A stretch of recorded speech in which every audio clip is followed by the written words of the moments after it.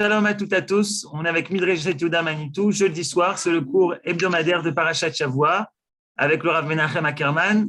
Suivez-le en direct grâce à Midrash Yehuda. Donc, chaque jeudi soir à 19h en Israël, 18h si vous nous suivez de la France.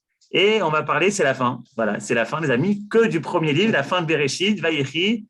Et on arrive déjà aux 12 tribus. Tu veux nous parler des 12 tribus et des 12 attributs de Dieu. Bechavod. Rabba. C'est vrai que c'est venu d'une proposition il y a 2 semaines je crois que c'était Rachel, mais je ne suis pas sûr, qui avait proposé qu'on parle des différents shvatim. Alors, ce soir, j'ai choisi de parler de ça parce que, comme vous savez, les 3 premières aliyot de la paracha, elles parlent de la bénédiction d'Ephraim et de Ménaché, en gros, c'est-à-dire en fait du dialogue entre Yosef et Yaakov qui sait qu'il va mourir. Et on a parlé de ça l'année dernière. Donc cette année, on continue. Je vais parler de Revi Hamishi, c'est-à-dire les 2 aliyot suivantes, qui parlent des 12 tribus. C'est un sujet différent. Et Bezrat Hashem, les années d'après, on verra de quoi on parle. Top. Donc, je vais tout de suite ouvrir le texte d'étude. Et on va dire aussi ce qu'on dit chaque semaine au niveau des gens. Donc, c'est le refoua shlema de Chava Evelyn Esther Bat Rachel Sarabi. J'avais mis la semaine dernière, je ne l'efface pas, le refoua Yaniv Ben Aouva Odaya Bat Esther Maouded. C'est le couple qui a perdu ses petits-enfants et qui est blessé. Je ne sais pas si quelqu'un sait comment ils vont, s'ils vont mieux, mais en tout cas, chez le refoua shlema. Et je lis toujours le père va mieux, mais la mère, c'est le même état. Oui, Hashem Yirachem. Et les Nishmatim Imorati, puisque j'ai pris la Hazaka, et aussi Keren Bat Yoela, la fille de Yoela, Zirona Livracha.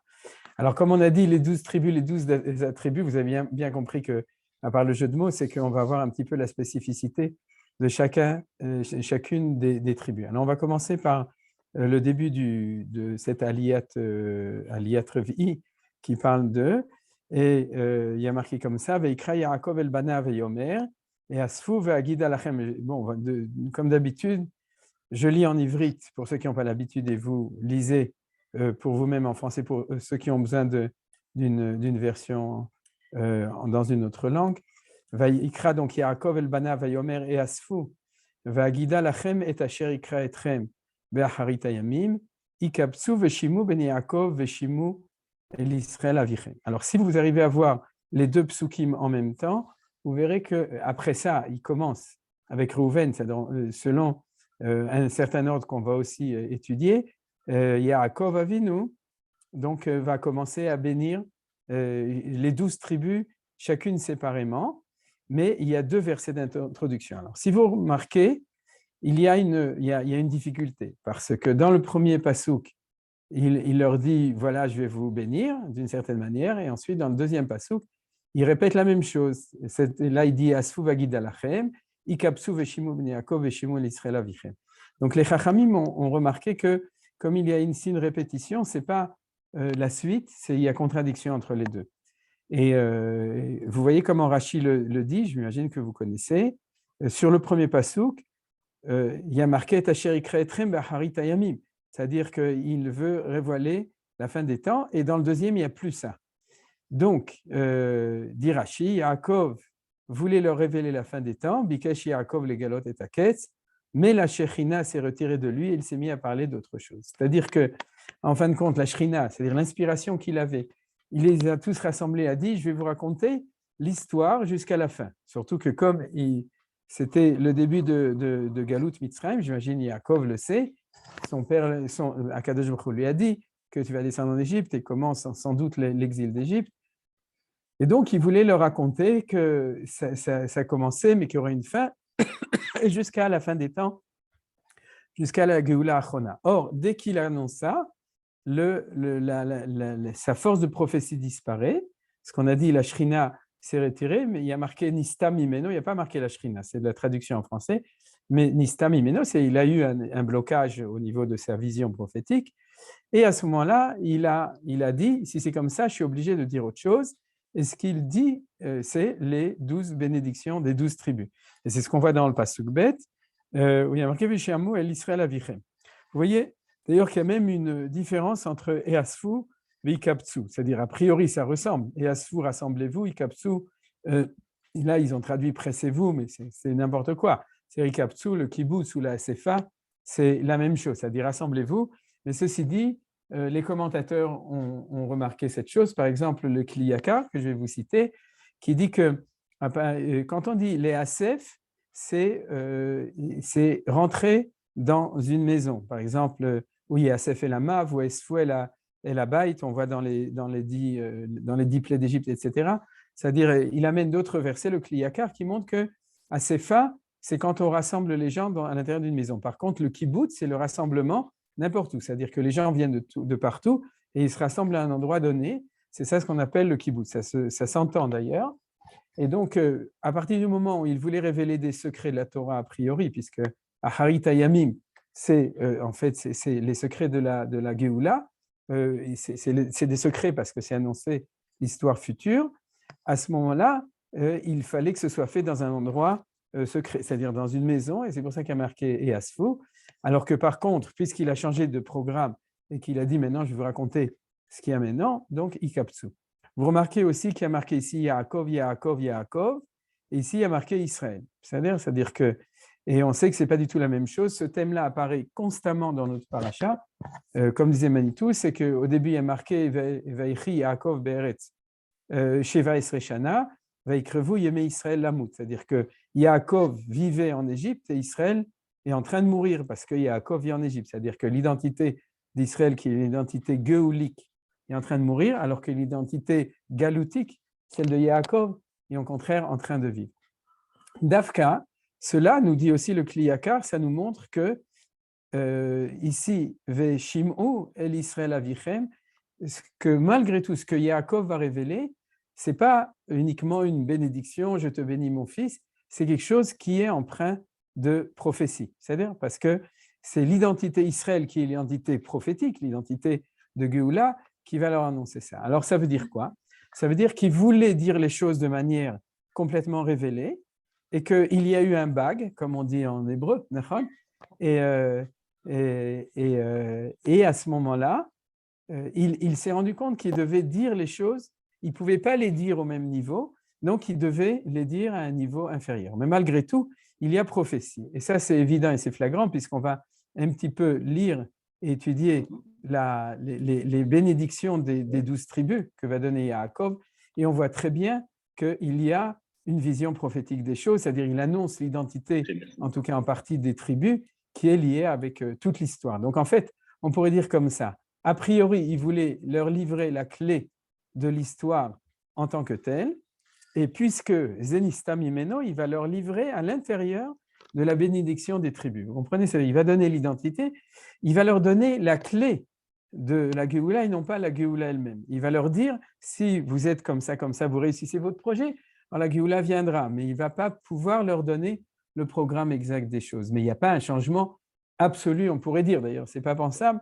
et pas comme le Pshat de Rashi qui dit, il s'est mis à parler d'autre chose de nouveau, ce n'est pas comme ça que c'est marqué. Je vais regarder comment est-ce que Rashi dit, Veitri Lomar, même s'il dit Devarim, oui, c'est quand même traduit Devarim Acherim, mais il ne faut pas l'expliquer comme ça, c'est qu'il l'a transmis d'une manière plus différente, c'est-à-dire d'une manière habillée avec une autre vision des choses, et donc sans une véritable prophétie du Ketz. Alors, le Midrash nous demande qu'est-ce qui s'est passé.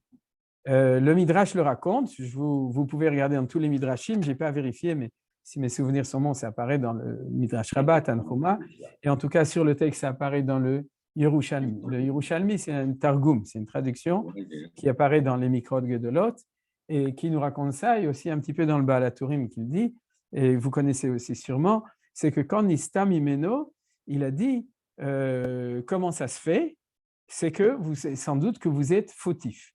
Shema yeshbachem het. C'est-à-dire, il y a sans doute parmi vous, vous êtes fautif et c'est pour ça.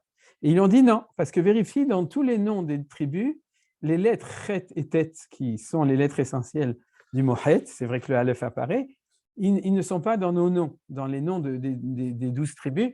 Donc, Anachnu Beli Haish, on est sans faute. Alors, Edéa, comment ça se fait? C'est bon. Voilà, c'est le mien. Attendez, je vais le muter. Voilà, il est muté. Donc, c'est facile de pouvoir muter les gens si facilement.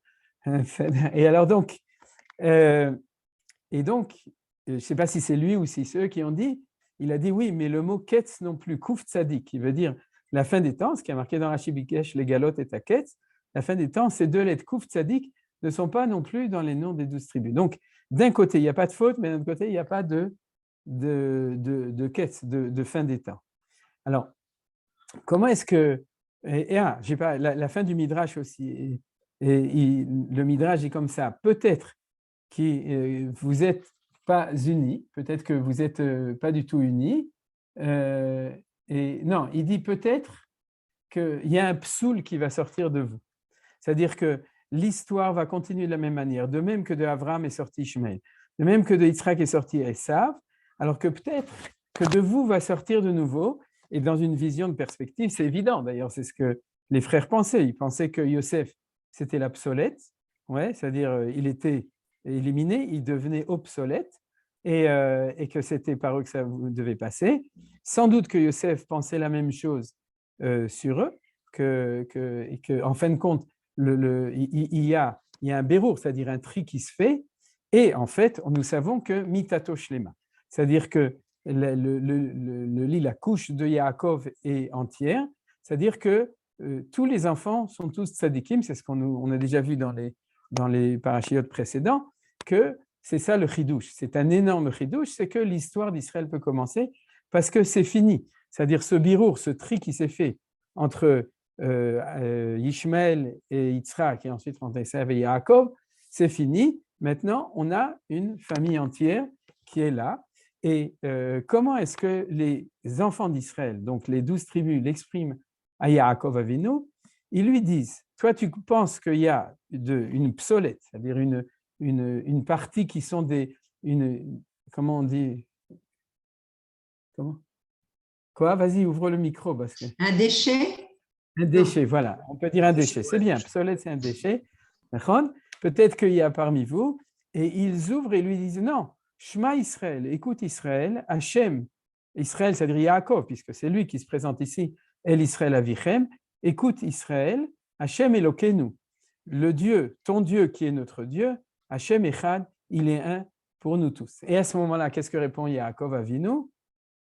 Baruch Shem Kevod, Malchuto, Leolam Vaed. Dieu bénisse, Baruch Hashem, je suis très content, il était convaincu. Alors bien entendu, c'est un midrash, il faut comprendre.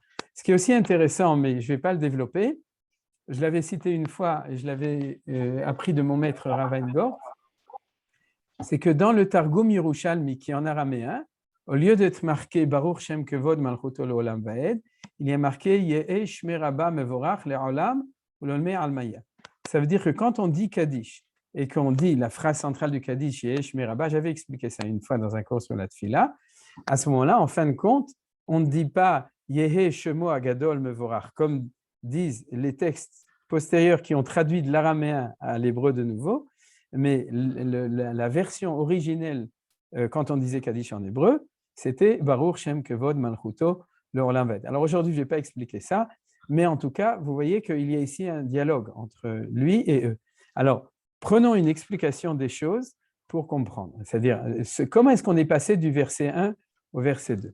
Alors, la réponse, elle est comme ça, c'est-à-dire que l'inquiétude de Yaakov, c'est que le Kes ne va pas pouvoir arriver parce que l'histoire ne commence pas encore avec eux, c'est-à-dire qu'on va recommencer comme en 14 avec justement ce déchet, ce tri qui se fait, etc. Et il n'y a pas, Yaakov est en train de mourir, Yaakov Avinu, et il dit peut-être que l'histoire ne va pas aboutir. Et donc, c'est pour ça que je ne vois pas la fin de l'histoire. Réponse des tribus, tu ne peux pas voir la fin parce que Dieu ne veut pas que tu vois la fin, mais tu peux voir le début et tu sais qu'avec ce début, tu vas arriver à la fin. Vous comprenez la différence?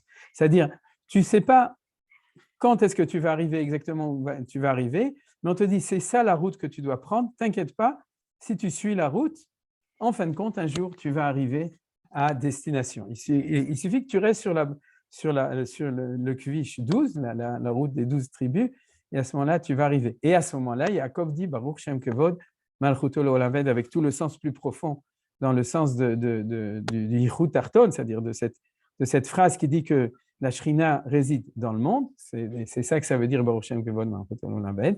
Donc, il sait que le projet Ketz, c'est-à-dire le projet fin va arriver, parce qu'il y a Mitato Shlema, c'est-à-dire qu'ils sont tous, ils croient dans le même Dieu, Hashem Elokeinu, Hashem Echad, et à ce moment-là, il n'y a pas de chet. C'est-à-dire, il y a, même avec tous les méandres de l'histoire, ce n'est pas la faute qui empêche, c'est le fait qu'on ne peut pas le savoir. Alors, je vais le traduire d'une manière un tout petit peu différente. C'est comme ça que je l'avais expliqué l'année dernière aussi. C'est que toutes les dernières parachiotes, et tout spécialement celle-là, c'est très frappant qu'il y a deux niveaux de lecture. C'est-à-dire, je l'avais expliqué l'année dernière, c'était le début de l'étude, c'est qu'en fin de compte, il y a un niveau, la descente en Égypte, je l'ai aussi dit la semaine dernière, et un niveau, la fin de l'histoire, c'est l'aboutissement positif de l'histoire. Pourquoi on dit ça? Parce qu'on voit très bien que le début de la paracha, on nous dit « Madoua paracha sostuma ». Cette paracha, elle est fermée par rapport à la précédente, parce que l'exil commence. Vous regardez, c'est le premier Rashi de Parashat Vayechi, c'est-à-dire l'exil commence. Mais d'un autre côté, c'est la fin des temps. Pourquoi c'est la fin des temps? Parce que, c'est le cours de l'année dernière, le projet d'arriver à faire la synthèse entre les deux identités possibles, qui commence par Caïn et Hevel en catastrophe, qui continue par Ishmaël et Yitzhak, qui continue par Yaakov et Esav, dans une méconnaissance et une impossibilité, finit par réussir entre Yosef et Yehuda et réussit complètement entre Ephraïm et Ménaché. Ça, c'est le sujet qu'on avait vu l'année dernière, mais je vous le dis en une phrase. C'est-à-dire que dans tous les autres, ça a commencé par une discorde. Chez Yosef et Yehuda, ça se finit dans l'entente, mais chez Ménaché et Ephraïm, Yaakov fait la même chose, c'est-à-dire qu'il donne la Bechora au deuxième. Vous vous souvenez d'ailleurs que le Maral dit toujours que Bechor, c'est 2, 20 et 200. C'est-à-dire Bet Kafresh, c'est-à-dire que le Bechor, en fin de compte, sera toujours le deuxième, parce que le deuxième est capable de reconnaître le premier. C'est-à-dire c'est celui qui ne prendra pas toute la place pour éliminer l'autre, c'est celui qui reconnaîtra l'autre, et donc il y a une possibilité dont le deuxième sera le Bechor, donc le prêtre. C'est celui qui s'occupera de lui et de l'autre. C'est-à-dire, et ça, c'est le projet essentiel de l'histoire. Or, ce projet est arrivé à réussite dans les 3 premières aliyot de notre paracha, ce qu'on a vu l'année dernière, dans la bénédiction de Ephraïm et de Ménaché. Et puisque c'est comme ça, donc, en fin de compte, le projet est arrivé à son stade messianique au niveau des Havot. Et quand il est arrivé, alors on peut commencer l'histoire des Banim, c'est-à-dire du peuple juif, qui commence au début de Shemot. Donc, vous avez compris, d'un côté, on a la descente en exil qui va de pire en pire déjà dans notre paracha, et d'un autre côté, on a une espèce d'ascension vers un projet de réussite au niveau des Havot, c'est-à-dire Maaseh Avot Siman Abanim, le projet Havot, qui est le projet de tout le livre de Bereshit, tel que l'a annoncé Rashi dans le premier Rashi de la Torah, c'est-à-dire le projet des Havot est arrivé à son aboutissement de réussite. Donc, Yaakov voit ça dans ses enfants, donc Bikesh le Galot et Taketz. Ça, c'est le premier pasouk. C'est-à-dire, puisque c'est comme ça, je vis au niveau individuel, bien que ce n'est pas en Eretz Israël, mais au niveau des tribus, c'est-à-dire des enfants de Yaakov.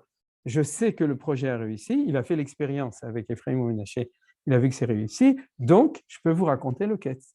Et il voit qu'il est Nistam, donc il se dit, alors c'est que j'ai rien compris, il n'a pas réussi. Il lui répond, si, il a réussi, mais ce n'est pas le temps du Ketz, c'est le temps du début de la galoute. Donc, tu ne veux pas encore nous annoncer la fin, mais tu peux seulement nous tranquilliser, ou on peut te tranquilliser, qu'on est sur le bon chemin puisque ça a réussi. Vous avez compris l'explication que j'ai donnée sur ces deux psukim. Toda Rabba Evelyne, comme ça je sais qu'il y a quelqu'un qui a compris, qui fait signe de la tête. Chazak u'baruch.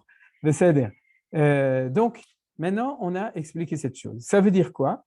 Ça veut dire que le secret de la réussite du projet va passer par mitato shlema, c'est-à-dire le fait que les 12 tribus vont être quelque chose d'harmonieux. C'est cette harmonie de toutes les tribus qui vont faire qu'il y a une garantie de réussite du projet. Et c'est ça le sujet du deuxième verset. Ikapsu veshimu bnei Yaakov. D'ailleurs, on peut retrouver dans le mot ikapsu, c'est pas comme le kliyaka, c'est qu'il dit il y a un kibbutz parmi vous, il y a cette unité qui fait que à ce moment-là, ça pourra réussir.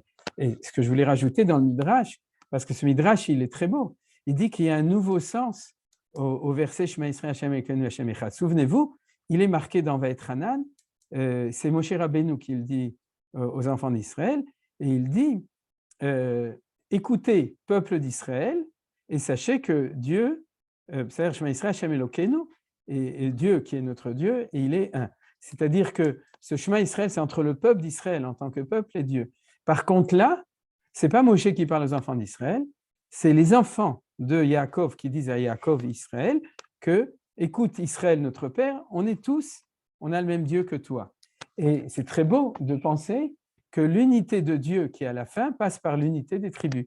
Vous vous souvenez de l'enseignement du Maharal qui dit que le mot Echad, et c'est 13, et c'est le secret des 13 tribus, Aleph Lévi, 8, Chet, c'est les 8 enfants de Rachel et Léa, Dalet, 4, c'est les 4 enfants de Bila et de Zilpa. C'est-à-dire qu'il dit parce que nous sommes Echad, parce que le projet réussit, comme je l'ai dit, dans la reconnaissance de chacun, alors Hachem Echad, c'est-à-dire l'unité de Dieu n'est possible, donc, pour arriver jusqu'au Ketz à la fin, que si le peuple d'Israël, lui, il est dans le Yichud à lui, alors il y a le Yichud Elion. C'est ça le sens de ce Midrash. Alors c'est ça qu'on va étudier aujourd'hui.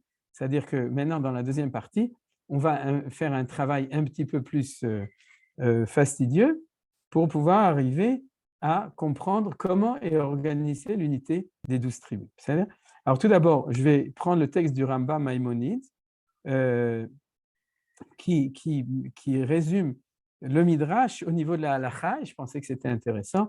Rambam, Ilchot Kriyat Shema, les lois de Kriyat Shema, premier chapitre, je ne sais plus si c'est Halacha Aleph, mais peut-être. Je lis et je traduis rapidement parce que ce n'est pas l'essentiel, c'est la conclusion un peu de cette partie. Akore Kriyat Shema, Keshiu Gomer Pasuk Rishon, celui qui lit, je traduis directement. Celui qui lit le Shema, lorsqu'il termine le premier verset, il dit en silence Baruch Shem Kevod Malchuto Leolam Vaed, et il continue à lire le premier paragraphe, Ve'afta et Hashem Elokecha, jusqu'à la fin. C'est-à-dire qu'en fin de compte, on a là un problème, c'est qu'on a interrompu la lecture du premier paragraphe avec cette phrase de Baruch Shem Kevod Malchuto Leolam Vaed qui n'apparaît pas dans la Bible. C'est-à-dire qu'on introduit une phrase, on pourrait dire rabbinique, à l'intérieur. Et pourquoi est-ce qu'on lit ce Baruch Shem Kevod, puisqu'il n'est pas marqué dans la Torah dans Vaetranan? Alors répond le Rambam, nous avons une tradition qu'au moment où Yaakov Avinu a rassemblé ses fils en Égypte, au moment où il devait mourir, et il les a ordonnés et zirzam, c'est-à-dire il les a encouragés sur l'unité du nom de Dieu et sur le fait de suivre la voie de Dieu, dans lequel lui, Avraham, Yitzhak, étaient allés, et il leur a demandé, il leur a dit, mes enfants, peut-être vous avez des déchets, c'est-à-dire parmi vous des gens qui ne sont pas aptes, celui qui n'est pas avec moi dans le Yichud, dans l'unité de Dieu, et qui ne sont pas avec moi, comme nous a dit Moshe Rabbeinu, Pen yesh bachem ish ou isha, de peur qu'il y ait des gens, etc.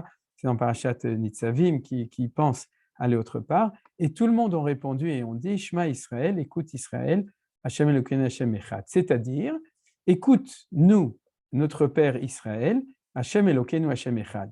À ce moment-là, le Zaken, c'est-à-dire Yaakov, l'ancien a ouvert et il a dit Baruch Shem Kevod Malchut Lefaed, le Fichach Naagu Kol Israël. Et c'est la raison pour laquelle il y a le minhag dans tout Israël de dire cette louange-là que Israël, l'ancien, donc le patriarche, a dit comme louange à Dieu après ce verset. Ça veut dire quoi? Ça veut dire que chaque fois, à partir de maintenant, quand vous lisez Kriyat Shema, que vous dites Baruch Shem Kevod Malchut Leolam Vaed, c'est l'occasion de penser au cours qu'on est en train d'étudier aujourd'hui. C'est-à-dire que dans une des dimensions de Shema Israël, c'est ce dialogue entre les 12 tribus et Yaakov Avinu. C'est ça que nous dit le Rambam. Sinon, on ne dirait pas Baruch Shem Kevod, on ferait Kriyat Shema, on dirait directement Ve'afta. Alors, on passe donc au deuxième sujet, Et je vais utiliser quelques phrases du Mea Shiloach, le rabbi de Ishbitze, non pas parce qu'il n'y a pas d'autres sources, mais parce que j'ai trouvé là-bas, donc je l'ai pris de là-bas. Deine, voici. Il le dit sur le pasuk de Gad Gdud Yegudenu dans la paracha. Voici. Beyudbet Shifteya, dans les 12 tribus de Hachem, Natan Akadosh Baruch Hu Or Vechaim, Shen Echad Dome Lechavero. Akadosh Baruch Hu, il leur a donné une lumière et une vie qu'aucun d'eux ne ressemble à l'autre. C'est-à-dire qu'il y a quelque chose de spécifique chez chacun. Ou les kar nikraim gvulin alarson. C'est pour ça qu'ils s'appellent les frontières de alarson. Alarson, c'est la diagonale. Alors, je vais tout de suite l'expliquer. C'est pas une bonne traduction, mais en tout cas, c'est comme ça que ça s'appelle dans le langage de Chazal. Aïnou, c'est-à-dire chez Oro Shelze. Alors, si vous voulez, on va tout de suite expliquer. C'est le dessin que je vous ai fait ici. C'est-à-dire que dans un cube, vous avez 6 faces. C'est-à-dire, mais vous avez 6 faces, mais vous avez 12, c'est les barzélim, les tuyaux que je vous ai montrés ici. Il y en a 4 ici, il y en a 4 de l'autre côté, et il y en a 4 qui les relient entre eux. C'est-à-dire qu'il y a 12. Et dans certaines lectures de la spécificité de chacune des tribus, ils sont comparés, c'est ce qu'on appelle les gvoulé alarson. C'est-à-dire que c'est en fin de compte, c'est la ligne qui lie 2 facettes d'un cube. C'est-à-dire, c'est ça qu'on appelle gvulin alarson. Ce n'est pas des diagonales, c'est autre chose. Et c'est comme ça. Et Ayinu, on continue, c'est-à-dire chez Oro Shelze ou Efer Michelze, que la lumière de celui-là, c'est le contraire de celui-là. La lumière de celui-là, c'est le contraire de celui-là. La lumière de celui-là, c'est le contraire de celui-là. Vous me suivez? C'est-à-dire qu'il y a un opposé. Et c'est en cela que c'est alarson. En fait, maintenant, je comprends pourquoi on appelle ça les diagonales, parce qu'il y a une diagonale qui va lier cette ligne avec cette ligne qui va passer par le centre du cube. C'est-à-dire, et c'est comme ça. Par exemple, celui-là, ce qui lui donne sa vie, la force qui lui donne sa vie, c'est la mida de Hava, d'amour, ou les mida taïra, et celui-là de la vertu, de la crainte, etc. Est-ce que c'est possible de dire quelque chose? Tellement de machlokot dans la Gemara. Bien que toutes les opinions vont au même endroit, afin d'accomplir la volonté de Hashem Yitbarach, que Moshe Matzanu Bagmara dans Psachim, comme on trouve dans la Gemara Psachim 53, folio B, Ben Shamrou l'Adlik ou Ben Shamrou Shelela Adlik, la Gemara dit, quoi qu'on dise qu'il faut allumer ou qu'il ne faut pas allumer, Shneem le Davar Echad Nitkavnu, les deux ont eu la même intention, Vechenu Kol Apluktot, et ainsi toutes les machlokot, qui me kora mimakom echad, parce qu'ils viennent tous d'une seule source, Velachen Ikraim Shvatim, c'est pour ça qu'ils s'appellent Shvatim Milachon Anafim. Shevet, c'est une branche, c'est aussi un bâton, mais c'est une branche d'un arbre.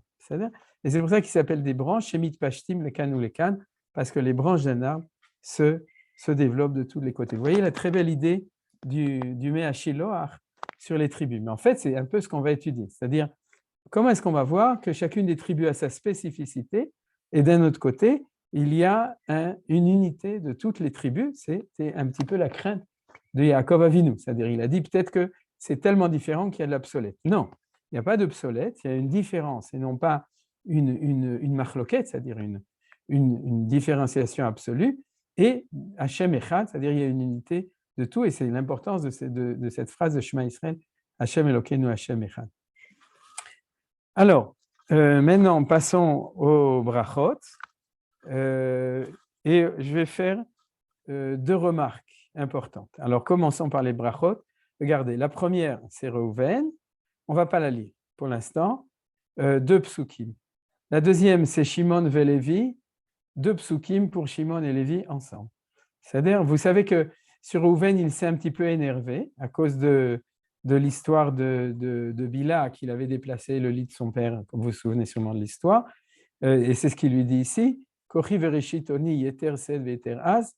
Alors, si vous voulez, on le lit quand même, Pachas kamaim al totar ki alita al mishkeve avicha, az chilalta yotsui Allah, c'est-à-dire qu'en fin de compte, tu t'es ingéré dans mes histoires conjugales, puisque tu as pris mon lit qui était chez Bila, et tu l'as mis chez Léa, parce que, après la mort de Rachel, vous vous souvenez de cette histoire? C'est-à-dire que c'est pas ton problème. Et nos sages nous disent qu'il a perdu à cause de ça, il devait être le Bechor. Il est le Bechor, Rouven. Il devait avoir la Keuna, la prêtrise, la Malchut, la royauté, et la Bechora, l'héritage, c'est-à-dire la primauté sur Eretz Israël.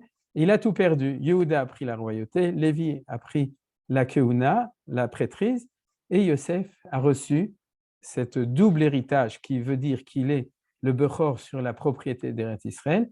Et c'est pour ça que Yaakov a divisé Yosef en deux, Ephraim ou Ménaché, parce qu'il reçoit une part double. Alors tout ça, c'est pas très gentil. C'est-à-dire, c'est ce qu'il lui dit. Ensuite, Shimon Velevi, c'est encore pire, parce que Shimon Velevi achim kli Hamas mecherotam, besodam al tavonashi bikam dechat kivoti, ki bapam arguish uversonam ikrusha. J'ai lu en vitesse, j'ai pas marqué Rashi. C'est qu'en fin de compte, eux ont été responsables, c'est pas marqué dans la Torah, et d'avoir tué tous les gens de Shrem, et eux d'avoir décidé de tuer Yosef. C'est-à-dire, après, il a été sauvé par Reuven et par Yehuda. Donc, qui est-ce qui restait qui pouvait le faire? Pas les fils des servantes et pas Issachar Zevulun qui était encore petit, c'était Shimon Velevi. Donc, ils reçoivent une bénédiction qui n'est pas géniale. Alors, on va étudier quand même. Maudit, on fait une petite étude des identités, en tout cas, choisir certaines choses. Sur ce pasouk, je reprends. Arou rapam ki az vevratam ki kashata, achalkem be Yaakov afitzem be Israël. Alors, dit Rashi, maudite soit leur colère car elle est brutale. Même à l'heure des reproches, ce n'est pas eux que maudit Yaakov, mais leur colère. C'est ce que dira Bilham. Comment maudirais-je celui que Dieu n'a pas maudit? Donc, il ne faut pas se tromper. Yaakov Avinu n'a jamais dit quelque chose de méchant sur les tribus. Il a dit sur leur colère. C'est-à-dire qu'il a fait un reproche à leur caractère, mais il n'a pas fait un reproche à leur identité. Sinon, ce qu'on a étudié jusqu'à maintenant ne valait plus rien. Parce que lui-même dit que Reuven, Shimon, Lévi sont de l'obsolète. Vous comprenez? Il est conseillé. Or non, on a bien vu que Ikabtsu Veshimu, Hashem Elokeinu Hashem Echad, il y a une mitato shlema, c'est-à-dire il y a une shlemut, une plénitude dans toutes les tribus. Alors donc c'est ça. C'est-à-dire qu'ils voient une mauvaise mida, c'est-à-dire une mida dangereuse, je ne dirais même pas mauvaise, une vertu dangereuse qui est la colère, donc c'est comme ça. Alors qu'est-ce qu'il en fait? Sublimation. Je les séparais dans Yaakov, je les séparais de l'autre. Lévi ne comptera pas dans le nombre des tribus, aussi resteront-ils séparés. Mais ça, c'est un grand avantage, puisque Lévi, il n'est pas infériorisé, il est supériorisé, parce qu'il va devenir la tribu la plus belle. Peut-être que Yaakov ne le sait pas encore dans sa vision des choses, puisqu'il n'arrive pas encore à se détacher en fin de compte du côté négatif de Lévi. Mais cette vertu de colère, c'est-à-dire cette vertu, on pourrait dire, c'est pas n'importe laquelle, c'est en fin de compte que quand tu vois la vérité, tu agis même quand c'est violent. C'est ce qu'on appelle la kanaout. La kanaout, l'impétuosité, c'est être impétueux, c'est-à-dire, ou la kanaout, la jalousie, c'est d'être complet dans son idéal, c'est-à-dire d'avoir une volonté extrêmement forte de réaliser les choses qui peut être dangereuse dans certains cas. C'est-à-dire, et là, on a vu. Mais on voit qu'en fin de compte, chez Lévi, c'était ceux qui, au moment, par exemple, ils ont été intronisés comme Lévi'im à la place des aînés, après la faute du veau d'or, parce que c'est eux qui étaient restés dans cette vertu-là du côté de Akadosh Baruch Hu et qui n'ont pas fauté au moment du veau d'or. Donc, ils vont être séparés, mais pas si mal. Autre explication, ce n'est que dans la tribu de Shimon qu'on trouve des pauvres, des copies, des instituteurs, afin qu'ils restent dispersés. Quant à la tribu de Lévi, on a fait des gens qui ont tourné des granges pour recueillir les troumotes et les maasrot, leur dispersion se présentant sous forme plus digne. Mais en fin de compte, faisons le tour des choses. Ce que nos sages nous disent, c'est que Achalkem et Yaakov afitzem be'Israël, c'est que ces deux tribus vont avoir une vocation qui va les être obligées à être dispersées dans tous les peuples. Quelle est la vocation? La prêtrise, donc le rabbinat, et l'enseignement mélamed et des instituteurs. Ce qui est important, ce qui a été retenu, c'est la notion d'instituteur, c'est-à-dire que Shimon, c'est la neshama des instituteurs mélam des Torah. Alors, comme vous le savez, une fois qu'on a fini ses études à la yeshiva, ou bien quand on a l'agrégation en France, on est muté, là où on doit être muté, et on y va. C'est-à-dire que normalement, des gens comme ça savent qu'ils ont une vocation qui fait qu'ils doivent aller là où on a besoin d'eux. Ils ne peuvent pas tous rester à Bnei Brak ou à Mea Shearim. Il faut, comme disait Manitou, qu'ils soient dispersés. C'est pour ça que les villes des Lévi'im, des Kohanim, c'est des 48 villes qui étaient dispersées dans tout le pays. Et la même chose pour les instituteurs. Donc, c'est ça le côté positif, en fin de compte, de ces deux tribus. On continue. Alors, regardez. Yehuda, Ata Yehuda, le nombre de psukim. Verset 8, verset 9, verset 10, verset 11, verset 12. C'est-à-dire qu'on a une masse de bénédictions de Yehuda. Je vais juste retenir 2 points importants. Yoducha achecha. Ça veut dire quoi? Pas du tout ce qui est marqué ici, te rendront hommage. Ils vont te reconnaître. Reconnaître comme quoi? Comme dirigeant. C'est-à-dire que Yaakov va parler de Yehuda comme le roi légitime du peuple juif dans tous les versets qu'on voit ici pratiquement. Et ce qui est très intéressant, c'est qu'il y a l'aspect, on pourrait dire aujourd'hui, démocratique. C'est-à-dire qu'un vrai roi, c'est le roi qui est reconnu par le peuple comme celui qui est capable de l'être. Alors que le processus de choix soit démocratique par le suffrage universel ou autrement, comme ça s'est passé à l'époque de la Torah, où Rashi nous amène pas la Torah, d'une arc. Quand David Amelech est arrivé, il était plébiscité par le peuple juif. Le peuple juif l'a choisi. Ce qui est important, et c'est ce qu'il y aura aussi au moment du Mashiach, c'est que le véritable roi, ce n'est pas celui qui s'impose, c'est celui qui est choisi par l'ensemble de ceux qui doivent le choisir. À propos du Mashiach, ce sera le monde entier. Et c'est ça qu'on attend. C'est-à-dire qu'on attend par les élections, c'est-à-dire le roi élu véritablement, c'est-à-dire que celui qui est véritablement choisi, parce que tout le monde dira, c'est lui et pas un autre. Alors, c'est marqué ici. Ça, c'est la royauté. Vous vous souvenez?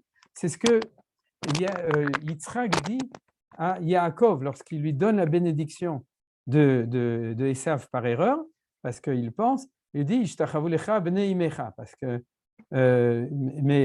ici c'est Ishtachavu lecha bnei avicha, parce qu'il y avait plusieurs imaot, un seul père, et c'est aussi le rêve de Yosef que tout le monde se prosterne. Donc, Yaakov nomme Yehuda comme roi. C'est-à-dire, c'est marqué ici très clairement, Gurar Yehuda Karar Abbas Kariumi Yekimenu, comme un lionceau. L'expression désigne David, il était d'abord lionceau. Quand Shaul était roi sur nous, c'est toi qui faisais sortir en Israël. Il est devenu ensuite un lion lorsque le peuple l'a choisi comme roi. C'est ce que je voulais vous citer. Vous voyez, c'est cette phrase qui est extrêmement importante, que le peuple a choisi. C'est ainsi que traduit le Targum, au commencement, il sera un gouverneur. Mon fils, tu remontes, tu t'en es retiré, tu as dit, quelle prophétie nous tuons notre frère. De même, lorsque Tamar a été sur le point d'être mise à mort, tu as reconnu, elle est plus juste que moi. C'est pour ça, il se courbe, il se couche. À l'époque de Shlomo, Yehuda et Israël ont vécu dans la paix, chacun sous sa vigne et chacun sous son figuier. Vous vous souvenez de cette expression?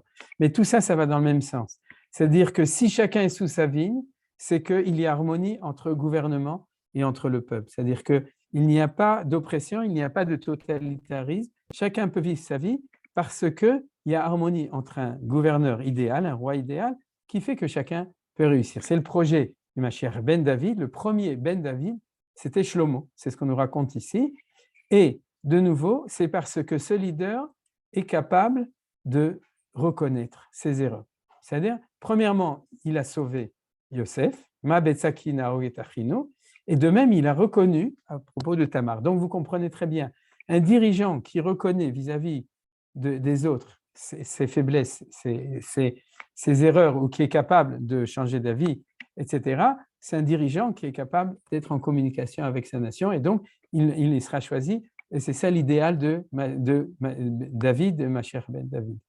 Lo Yassur Shevet mi Yehuda, c'est le sceptre, donc bien entendu les rois, ou Mechokek mi ben Raglav, l'autorité ou bien la législation royale, Ad ki yavo Shilo v'lo ikatamim, jusqu'à ce que vienne Shilo, c'est le Mashiach, c'est-à-dire ce n'est pas l'avènement de l'océan Pacifique, Shilo c'est le Mashiach, v'lo ikatamim, qui rassemblera tous les peuples. Donc c'est le projet que le roi réussi d'Israël finira par être le roi universel. Donc vous voyez que tout ça se trouve à l'intérieur de ici. Je lis uniquement cette phrase, jusqu'à ce que vienne Shilo, c'est le roi Messie, à qui appartient la royauté, etc. C'est-à-dire, on ne peut pas tout lire, mais vous avez compris. Au Sri Lagefen, les 2 derniers psukim sont plus spécifiques à la géographie de Yehuda, de la terre de Yehuda, etc., parce qu'il y a aussi cet aspect-là dans la bénédiction, mais d'après les Targumim, etc., c'est toujours lié au thème général dont on parlait à ce moment-là, qui est celui de sa force de royauté.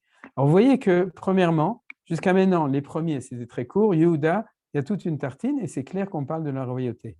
On continue. Zevulun, un pasouk, okay? Le Chof Yamim Mishkon, et Veu, le Chof Oniyod Verkato Al Tzidon, c'est-à-dire qu'il fait du business, et Yissachar Chamor Garem, Rovez Ben Amishpetaim, Vayar Menucha Kitov et Tares Kinaima, Vet Shirmo Lisbol Veil Masoved, c'est-à-dire que lui, il est au bord de la mer, il fait du, comment on dit en français du business, il fait de la, j'ai oublié, chaque fois j'oublie.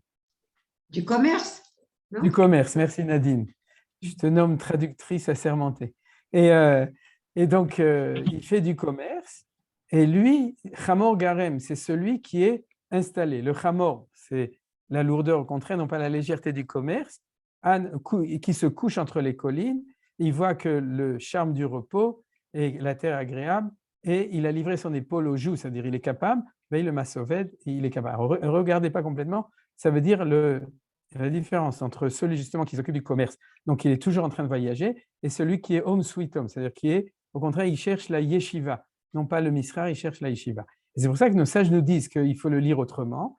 Zevulun s'occupera de négoce, il assurera la subsistance de Issachar, lequel s'occupera de l'étude de la Torah. C'est ce que dira Moshe. Réjouis-toi, Zevulun, dans tes sorties, et toi, Issachar, dans tes tentes. Donc, l'extraverti, l'intraverti, c'est-à-dire celui qui cherche les découvertes, qui cherche à bouger, l'hyperactif, et au contraire, celui qui est dans la Yoshev Ohalim, comme Yaakov Avinu, celui qui est dans la tente, qui est assis. Et c'est pour ça que Zevulun sortira pour son écorce, et Issachar s'occupera de la Torah dans ses tentes. Donc, quand on parle de Chamor Garem, ce n'est pas qu'il fait de l'agriculture, c'est que c'est l'homme des tentes, l'homme de la Torah. C'est-à-dire, c'est celui qui sait que pour étudier la Torah, on ne peut pas passer son temps à se promener partout, comme nous disent nos sages, que ce n'est pas ceux qui sont dans le commerce, qui sont tout le temps en train de bouger, qu'il faut être dans la yeshiva. C'est-à-dire, il faut du yeshuvadat, il faut être installé pour pouvoir développer la Torah. Et ça, c'est Issachar et Zevulun. Et vous vous souvenez que ce qui est très beau dedans, c'est qu'ils ont fait un accord. C'est-à-dire qu'ils ont fait un accord. Moi, j'étudie pour toi et toi, tu travailles pour moi. Et donc, il y a une association extraordinaire. On continue. Dan, après le Rashi que je ne traduis pas, c'est pour montrer combien Issachar était un homme de Torah. Vous le regarderez éventuellement. Et ensuite, Dan, alors je m'arrête là pour dire comme ça. C'est qu'on a étudié six tribus. Et en fait, on pourrait tout à fait dire qu'il y a 6 tribus avec Yosef et 6 tribus avec Yehuda. Et on va le voir, c'est-à-dire qu'il n'y a que deux tribus dans lesquelles la bénédiction de Yaakov va être très longue, Yehuda et Yosef. Tous les autres, chacun son petit verset, et puis on continue. Et ce déséquilibre au niveau de la quantité de psukim nous montre très bien qu'il y a 2 coalitions, comme on le savait déjà, et d'ailleurs, c'est 6 et 6. C'est-à-dire les 6 premiers, c'est tous les enfants de Léa, on vient de les étudier l'un après l'autre de Reuven jusqu'à Issachar ou Zvulun, les 2 petits derniers de Léa. Et ensuite, on va voir la coalition Yosef, qui sont les 4 enfants des Bnei Ashvachot, c'est-à-dire des servantes, plus à la fin, Yosef et Binyamin. Donc cet ordre-là, ça nous montre que Yaakov Avinu a donné une bénédiction très claire, 2 coalitions, 6 d'un côté Yehuda avec Vechaverav, et l'autre côté Ephraim Yosef et ses Chaverav, comme on a vu la semaine dernière dans la prophétie de Yecheskel. C'est-à-dire, et de ce point de vue-là, c'est exactement divisé de cette manière-là. Donc, 6 et 6. Comme nous savons, par exemple, à propos, on parle de Malchut, des 12 tribus dans le temple. Parce que dans le temple, vous vous souvenez que ce qui représentait ça, c'est la table avec les pains de préposition, Shulchan Lechem Apanim. Or, on a 12 pains, c'est-à-dire qui sont mis de semaine en semaine, qui sont divisés en Shte Ma'arachot, c'est-à-dire 6 pains d'un côté et 6 pains de l'autre. Donc, c'est complètement le même modèle des 12 tribus qui sont 6 d'un côté, 6 de l'autre, comme on a déjà étudié, le côté Yosef et le côté Yehuda. Alors, on va continuer. Maintenant, on rentre dans le côté Yosef. Dan Yadinamo Kechad, la tribu de Dan, qui est donc des 4 tribus des Bnei Ashvachot. Alors, qu'est-ce que nous dit Rashi dessus? Tout Israël sera uni avec lui et jurera tous. Cette prophétie s'applique à Shimshon. On peut aussi expliquer comme suit, Dan vengera son peuple quand on le fera le plus célèbre, l'unique des tribus, à savoir comme David, ici la tribu de Yehuda. Maintenant, on nous amène Shimshon, c'est-à-dire que Dan, c'est une tribu guerrière. Regardez dans la suite, Dan nachash alederech, shifon aleorach anoshech ikvesus, veipol rochbo achor. Je n'ai pas marqué, si, son cavalier tombe renversé sans que le serpent l'ait touché. Nous en trouvons l'illustration chez Shimshon. Shimshon saisit les deux colonnes et ceux qui étaient sur le toit sont morts. Lishuatra kiviti Hashem. Troisième passouk, et Rachid de nouveau, que je n'ai pas mis, fait référence à l'histoire de Shimshon. C'est-à-dire qu'on a ici une tribu guerrière. C'est-à-dire, maintenant, qu'est-ce qu'elle a de spécial? Je vais tout de suite vous donner la clé. C'est Sayeret Matkal. C'est-à-dire, vous connaissez Sayeret Matkal, le commando, je ne sais pas comment on dit en français, ou bien la Chayetet, le commando Yami. C'est quoi? C'est que dans l'armée, il y a deux. Il y a les unités, les grandes unités, c'est-à-dire les Gdoudim, toutes les grandes armées, et puis il y a les unités d'élite qui combattent individuellement. Alors, si vous demandez ce que c'est que Dan, avec l'histoire de Shimshon, il n'a pas levé d'armée. Il s'est battu tout seul, il était tout le temps tout seul contre tout. Donc, c'est ce qu'on appelle un peu l'unité où le combat, c'est un combat. C'est la guerre, c'est les combattants, mais c'est les combattants qui ne sont pas dans la quantité, dans la masse, mais dans la qualité. On voit le suivant, Gad Gdoud Yegudenu Veu Yagud Akev. Un seul pasouk, et ça veut dire quoi? Gad Gdoud Yegudenu, il sera assemblé dans des Gdoudim. Gdoudim, c'est des grandes unités, je ne sais pas comment dire en français. Veu Yagud Akev, et il les assaillera à son tour. Il est aussi combattant, mais c'est les Gdoudim. C'est-à-dire, il est assemblé, d'ailleurs, c'est le même mot que Agouda, comme vous savez, c'est-à-dire Agouda, c'est assemblé, via ce koulam Agouda Echad. C'est-à-dire qu'on a ici le contraste entre le soldat unique, Emmanuel Moreno, Hachemikom Damo, qui mène son combat pour sauver le peuple juif tout seul, et d'un autre côté, les grandes unités, les tanks, les fantassins, les machins, etc., qui sont dans des Gdoudim. C'est-à-dire, vous voyez, c'est Gad. Ensuite, Me'acher Shemena Lachmo, Witen Ma'adane Melech. Ici, on est dans l'agriculture. C'est-à-dire, la nourriture qui viendra du territoire d'Acher sera grasse, les oliviers seront abondants, et l'huile, il coulera comme d'une source. C'est-à-dire, mais on ne parle pas seulement de l'huile, on parle de l'echem. C'est une production abondante. Donc, chez Acher, on a production agricole. Naftali Ayala Shelucha, et c'est la quatrième tribu comment on appelle ça, des enfants des deux shfachot, des deux servantes. Naftali Ayala Shelucha Anoten Imre Shafer. Regardez ce que dit Rashi, c'est tout ce qu'il y a dessus. Symbole de la vallée de Guinosa, c'est la vallée du Kinneret. Guinosa, c'est Kinneret, Guinosa, Génézaret, qui vient du mot Kinneret, c'est la vallée de Kinneret, qui en hébreu, où les fruits parviennent rapidement à maturité, terre la biche qui est rapide à la course, une biche qui s'élance, une biche qui s'élance dans la course. Et en même temps, Imre Shafer, Shefer, c'est le luxe. Alors, je traduirai comme ça. Asher, c'est la nourriture, et Naphtali, c'est fauchon. C'est là où tu rentres riche et tu sors fauché. Et pourquoi? C'est-à-dire, c'est la nourriture de base, et ensuite, c'est les fruits qui sortent. Imre Shafer, c'est-à-dire quelque chose de plus. Et ensuite, en dernier, on arrive à Yosef, Ben Porat Yosef, Ben Porat Ale Ayin, Banot Saala Ale Shur, Vaimaru, Varovu, Vaistemu Baalechitzim, Vateshev, Vaitan Kashto, Vayafozu, Rozoyeda, Midavir Yaakov, Misham Roe, Even Israël. Yaakov nous le bénit d'une longue bénédiction, mais il n'y a pas la royauté. Et c'est vrai que Rashi, oui, le cite dans le verset 24.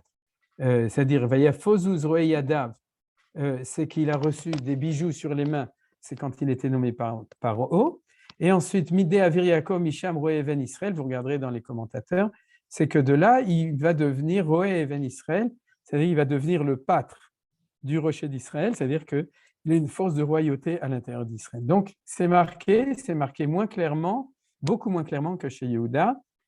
Par contre, mais la vicha ve'azrecha ve'etshadai v'yachecha, birkot shamayim yal, birkot teom rovet setachat, birkot shamayim varacham, birkot avicha gavru al birkot ora yad tavad givot olam, le rosh kod kod nezirechav, c'est la bracha. Vous vous souvenez que kol asher oseh Hashem atzler beyado, il y a Yosef Hatzadik, c'est lui qui a mis la bracha Et toute cette bracha, si vous lisez bien, elle est liée avec la fertilité du pays d'Israël. C'est-à-dire qu'il a reçu le côté Énès d'être, disons, celui qui est sur la terre, qui est responsable de la terre, c'est le caractère de la dimension Yosef, même quand il est en Égypte, et il amène la bracha sur la terre d'Israël. Et en fin de compte, à la fin, Binyamin zavitra bavokei ochal ad velaerev yechalek shelal.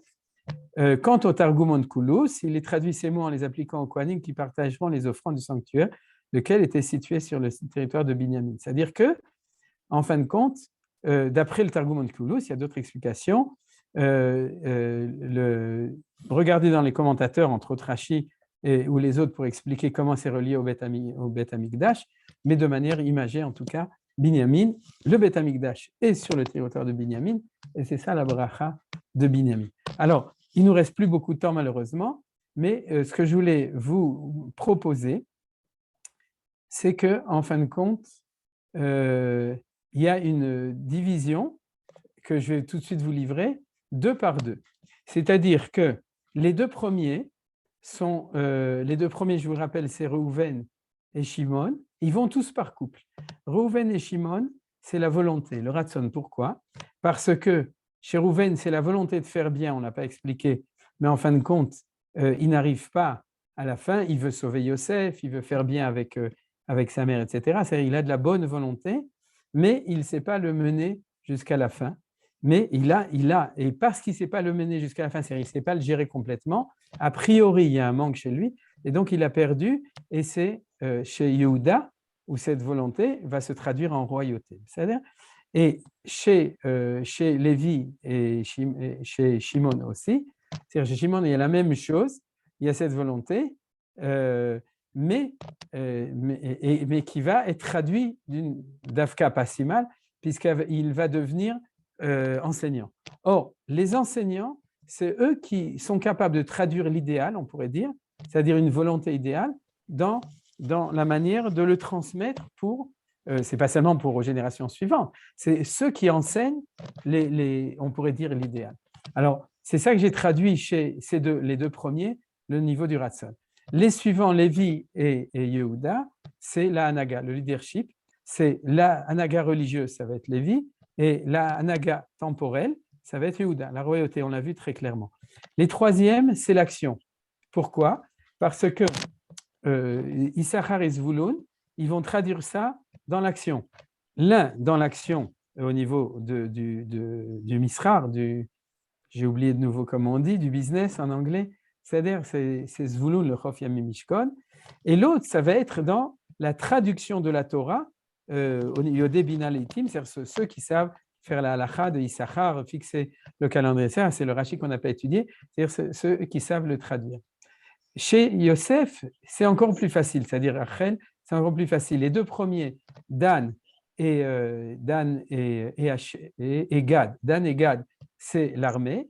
Les deux suivants, c'est l'agriculture. Et les trois, c'est la terre d'Israël, mais le pays et le Beth Amikdash. Vous voyez? C'est-à-dire qu'il loue la valeur du pays d'Israël. On rajoute, nous, aujourd'hui aussi Jérusalem, mais c'est le pays et le Beth Amikdash. Alors, ce qui est encore plus intéressant, c'est que dans chacun d'eux, on a Pnimiyut et Chitzoniyut. C'est marrant, il y a plein de gens qui ouvrent les micros aujourd'hui, je ne sais pas pourquoi. En tout cas, dans chaque couple, on remarque assez précisément qu'il y a intériorité et extériorité. Le seul où c'est à l'envers et je n'ai pas d'explication, c'est le deuxième. Pourquoi? Parce que comment il s'appelle?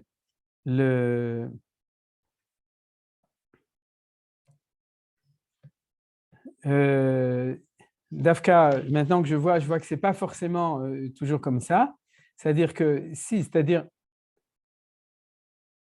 je ne sais pas, c'est-à-dire qu'au niveau de la volonté dans les deux premiers, de dire de manière précise, est-ce que c'est le premier qui est plus intérieur et le deuxième, apparemment ça a l'air comme ça. Au niveau, mais moi, ce qui me semblait, c'est que c'était dans l'autre sens en général. C'est-à-dire que, par exemple, si on regarde dans l'action, on a tout d'abord Zvouloun et ensuite on a Issachar. C'est-à-dire qu'on a l'extérieur et l'intérieur. C'est-à-dire, chez Rachel, on a la même chose, c'est-à-dire au niveau plus profond, c'est Dafka, bon, ça se discute, c'est l'armée entière parce qu'il y a réunion de tout le monde, c'est comme ça que les gens le disent, ou bien le plus extérieur, c'est la grosse agriculture, et ensuite le plus intérieur, c'est le meilleur fruit. Bien entendu, au niveau de Yosef et Binyamin, c'est évident, Yosef, c'est la terre, et ensuite, c'est le Beth Amikdash. Mais en tout cas, dans cette dialectique, de manière plus générale, à part le deuxième où vraiment, ce n'est pas du tout le cas, puisque Lévi et avant Yehuda, c'est inversé, mais on pourrait dire c'est parce que Yaakov lui-même ne voit pas dans Lévi le niveau où il va arriver. Il le voit en prophétique, mais il ne le voit pas encore. La preuve, c'est qu'il lui a fait remontrance. Mais en tout cas, on a une tribu qui est plus intérieure, une tribu qui est plus extérieure sur la même chose. Or, en soi-même, c'est très important. Pourquoi ? Parce que ces couples de tribus qui font en fin de compte 6 et 6, ces couples de tribus vont chacun en eux reproduire le modèle Yosef Yehuda, Ephraim Menaché, etc. Vous comprenez ? C'est-à-dire celui qui sera Caïn, celui qui sera Evel, celui qui sera Esav, celui qui sera Yaakov, celui qui s'occupera de l'intériorité, celui qui s'occupera de l'extériorité. Et de ce point de vue-là, on va avoir donc 12 couples 6 couples de 2, ce qui correspond d'ailleurs à ce qu'on a vu les alarsonim. Parce que si vous vous souvenez, dans un cube, il y a 6 facettes, mais il y a 12 angles. C'est-à-dire que les 12 angles construisent un cube avec 6 facettes. C'est-à-dire qu'on a ici donc 12 fois 6 fois un couple, donc il y a 6 et 12, il y a 2 fois. C'est-à-dire il y a 6 couples qui font, ou 12 qui font 6 couples. Alors, c'est ça qu'on retrouve. Et pourquoi c'est tellement beau ? Reprenez cet exemple, par exemple, de Lévi et de Yehuda, c'est comme ça. Royauté spirituelle, royauté temporelle. Issachar ou Zvulun, l'unité entre celui qui travaille et celui qui étudie. Reuven et Shimon, celui qui a la volonté mais immature, et celui qui va réussir à les descendre, ce qu'on appelle l'enseignement, c'est-à-dire l'idéal. Tzvaïut, Chaklaout, de nouveau, on a ces choses-là, et bien entendu, chez Yosef et Binyamin, on a cette chose-là au niveau du territoire. Alors ça, c'est peut-être la grande idée que je voulais vous donner à ce niveau-là, c'est qu'au niveau du macro, du grand, on a 6 et 6, on a Yehuda d'un côté et Yosef de l'autre, et à l'intérieur de chacun de ces groupes, on a aussi des couples de 2 qui sont organisés complètement selon l'ordre de la bracha de Yaakov aux différentes tribus. Je voudrais d'ailleurs préciser à propos de Yehuda et de Yosef, je ne l'ai pas encore dit, j'aurais pu le dire avant, c'est que Yaakov ne met pas Yosef en premier. C'est-à-dire que quand on lit le début de la paracha, on aurait tendance à comprendre que puisqu'il y donne les 2 tribus et qu'il lui donne Shrem, etc., et qu'il parle qu'avec lui dans les premières aliyah, Yaakov continue dans son disque habituel, moi j'aime Yosef, j'aime pas les autres, etc., je donne la préséance. Eh bien, quand on lit ça, on se rend compte que pas du tout. Que Yaakov Avinu a cette vision claire que si le projet a réussi, c'est un projet Yehuda et Yosef. Et que, vous vous souvenez, comme dans le Midrash qui dit Mi Barosh, qui doit être en premier, c'est Ben David Barosh, c'est-à-dire Yehuda est en premier. Dans cette bénédiction, Yehuda et c'est les 6 tribus qui vont avec lui sont clairement la première série, et clairement, comme je vous l'ai montré, c'est à lui qu'il parle de Malchut. C'est-à-dire que Malchut Yosef est beaucoup moins forte que Malchut Yehuda dans la bénédiction de Yaakov Avinu. Il sait très bien que c'est Yehuda qui est la Malchut, David Ameler, comme on l'a vu dans les Midrashim, et le Mashiach, comme on l'a vu dans les Midrashim que amène Rashi Akadosh, et il sait très bien que c'est lui qui est en premier et que c'est Yosef qui est en deuxième. Mais d'un autre côté, il sait très bien qu'il faut réussir l'unité entre les deux, avec, comme je vous l'ai dit, une espèce de sous-unité qui est par couple de 2 de ce point de vue-là. Donc, on a 6-6 en grand et on a 2 par 2 à l'intérieur d'eux. Regardez, il y a quelque chose aussi d'intéressant. Vous vous souvenez que Yehuda, fils de Léa, c'est le côté spirituel. C'est-à-dire ce qu'on appelle Alma d'Itkassia, c'est-à-dire le monde intérieur. Et Rachel, c'est Alma d'Idgalia, c'est le monde révélé, et Rachel, c'est Eretz Israël. C'est-à-dire, on le voit dans Kol Barama Nishma, qu'elle garantit le retour et le fait que la terre d'Eretz Israël, dans toutes les sources, surtout dans la Kabbalah, c'est lié. C'est pour ça que je vous ai dit dans le cours de cette semaine que l'année de Shemitah où la terre d'Eretz Israël est en bénédiction, à ce moment-là, on ne fait pas Tikkun Rachel. On n'a même plus besoin la nuit, pour ceux qui font Tikkun Chatzot, de parler du Tikkun Rachel, parce que Rachel, c'est Eretz Israël. Alors, quand on parle de Pnimi ou Tritzoniout, intériorité, extériorité, matérialité, spiritualité, Yaakov Avinu met Yehuda et la spiritualité en premier, et regardez, les valeurs chez Léa sont des valeurs, c'est-à-dire, c'est des midot, c'est la volonté, comme on avait vu dans le Mea Shiloach, c'est le Ratson, et on pourrait dire que c'est le plus haut. Le plus haut, c'est le Ratson. À mon goût, vous savez, c'est les 3 sphirotes d'en dessus, c'est Chabad qui sont à la tête, c'est le Ratson. Ensuite, le leadership, c'est ceux du milieu, c'est la Hanaga.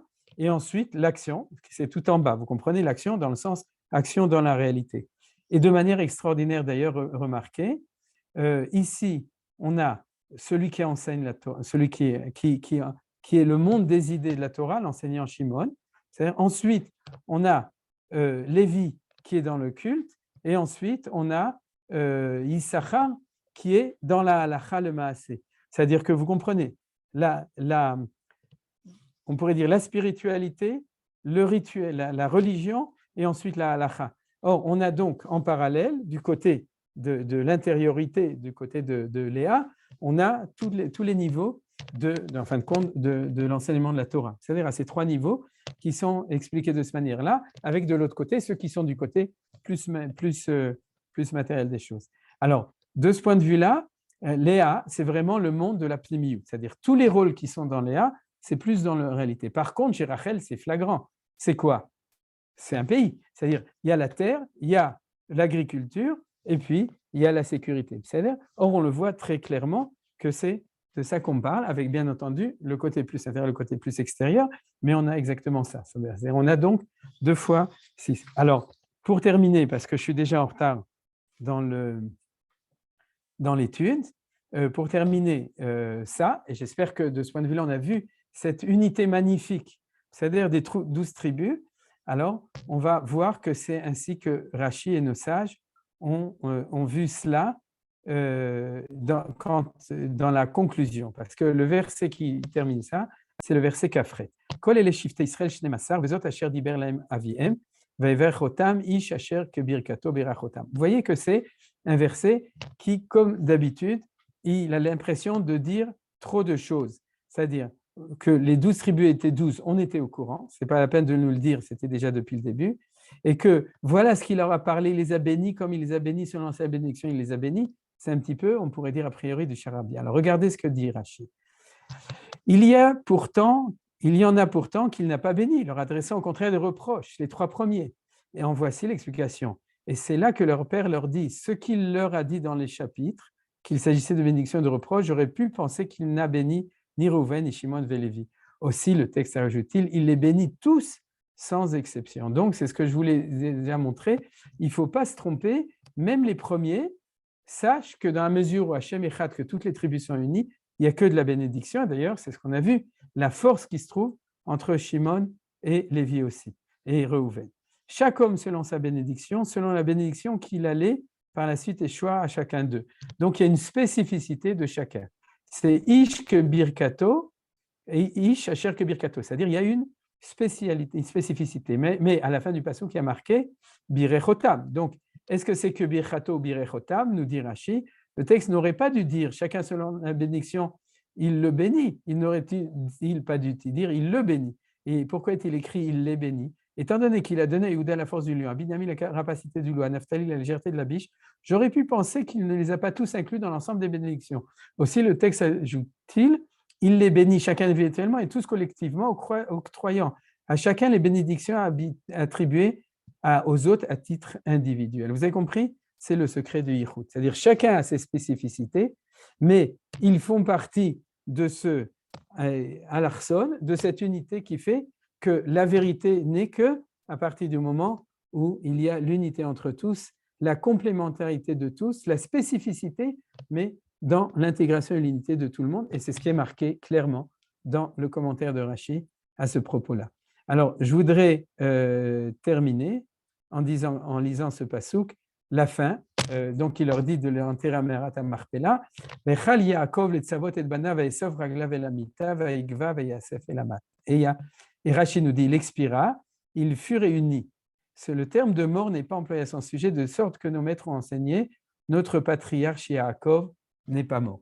Vous connaissez, hein, Yaakov Avinu Lomet, on ne parle pas du rabbi, on parle de Yaakov, il y a marqué ici, parce que le mot mort qui devait être ici à cet endroit entre Vaïgva, Vayamot, Vaesef et Lama, n'est pas marqué.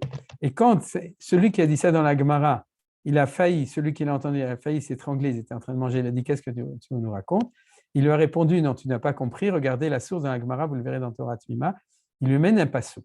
Ce pasouk dit comme ça, je me souviens plus, je crois que c'est Yeshayahu ou Yirmiyahu. Vatal tirav di Yaakov neum Adonai ve'al techat Israël, ki neni Moshiacha mirachok ve'zarecha meretz shivyam ve'shav Yaakov ve'shakad ve'shatnan ve'en macharit. Alors vous lisez comme vous lisez, mais nos sages l'ont dit comme ça. Il y a marqué comme ça que sa descendance est en vie. C'est-à-dire, ve'al techat ki neni Moshiacha mirachok, ils sont en vie puisqu'ils vont être libérés. Et la phrase du Rav, je crois que c'est Rabbi Yochanan, il dit Mazaro Bachaim, Afu Bachaim. De même que sa descendance est en vie, de même lui est vivant. Alors, c'est comme ça qu'on comprend les choses. Si la descendance de Yaakov Avinu est vivante, parce qu'elle est dans l'unité, dans l'harmonie des 12 tribus et dans l'unité de Hachem Elokeinu, Hachem Echad, à ce moment-là, Yaakov Avinu ne meurt pas. Parce que si ses enfants sont vivants, alors lui est vivant, puisqu'il s'appelle Israël. Et il dit Israël Avichem, Shema Israël. Donc, par vous, je reste vivant. Et donc, la clé du Ketz, de la fin, Veshav Yaakov Veshakat, c'est-à-dire, Ineni Moshiacha mirachok, la clé de la libération de la fin, c'est bien que Zaro Bachaim, c'est que cette descendance, elle est vivante, elle est bien vivante. Et comme nous chantait Rabbi Shlomo Karlebach, Am Israël Chai, Od Avinu Chai. Toda Rabba. Et maintenant, si vous avez des questions, vous êtes à vous. Tu vois, il n'y avait pas de Zemmour cette semaine. Bonsoir, Rav. J'aimerais juste apporter deux petites remarques qui peuvent être intéressantes. Ah oui, la vidéo, oui, excusez-moi. Voilà. Deux petites remarques qui pourraient être intéressantes. Alors, c'est d'anciens cours du Rav Dinovitch que je retiens ça. C'est l'histoire du carré et des diagonales. Il y a aussi, pas seulement le cube, mais le carré et ses diagonales, on a les 4 sommets. Si on trace les diagonales, chaque sommet est relié à 3 choses, à 3 lignes. Donc, on retrouve les 12 tribus et évidemment, au centre, il y a le Mishkan et les 4 sommets sont les 4 mers, une au nord, une au sud, une à l'ouest, une à l'ouest. Donc, il y a tout ça dans le même carré avec les diagonales, c'est très intéressant. Voilà. Et il y a une autre chose qui est amusante, c'est on dit que des tribus sont parties vers l'extrême-orient et Dan initie les arts martiaux parce que quand on gagne quelque chose en art martial, on a un Dan de plus. À chaque fois, on passe un Dan. Ah, voilà. Oui, c'est très bon. Mais sur la première remarque, c'est lié à d'autres notions très importantes, en effet, qu'il y a 4 directions avec chaque fois 3. Et ça, c'est la manière dont toutes les tribus étaient autour du Mishkan. Et ça, je ne voulais pas en parler justement, on en a déjà parlé, et Bezrat Hashem, dans Bamidbar, on en reparlera. Il a fait Meod. Je crois que Nelly voulait dire quelque chose. Oui, finalement, tout père qui a des enfants, alors les enfants qui s'entendent bien, bon, dire qu'ils font ce qu'ils peuvent, on peut dire qu'ils… Nelly, on n'a pas entendu. On peut dire qu'il n'est pas mort. Chaque père peut dire ça finalement. Pourquoi c'est Yaakov qui peut dire que lui, il n'est pas mort? C'est vrai, c'est exact. Il y a marqué une expression qui dit « bara carré de Avoua », c'est-à-dire que les enfants, les fils, sont les pieds des parents, les pieds dans le sens de la continuation. Mais c'est Zénachon, c'est-à-dire que c'est vrai. Maintenant, de nouveau, s'il était unijambis, Yaakov, parce qu'il avait, comme Avraham et Yitzhak, il avait la moitié, il avait perdu un pied, ça aurait été un petit peu, c'est ça qui craignait. C'est-à-dire que l'éternité de Netzach Israël, l'éternité d'Israël, c'est parce que les 12 tribus continuent. Alors, on attend le 3e Dan. Hein. Bien que les Dan d'Afka, les Danois, on les a reçus, c'est ces Juifs qui viennent d'Éthiopie. C'est vrai qu'ils n'ont pas l'air de Danois, mais de Danim, oui. C'est-à-dire, alors, est-ce que quelqu'un veut encore dire quelque chose ou poser une question?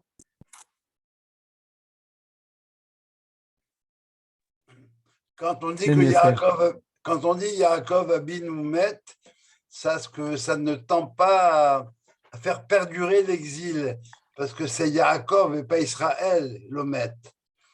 Alors, autrement dit, L'Omet, bon, alors on va être en exil jusqu'à quand? C'est à toi qu'il faut poser la question.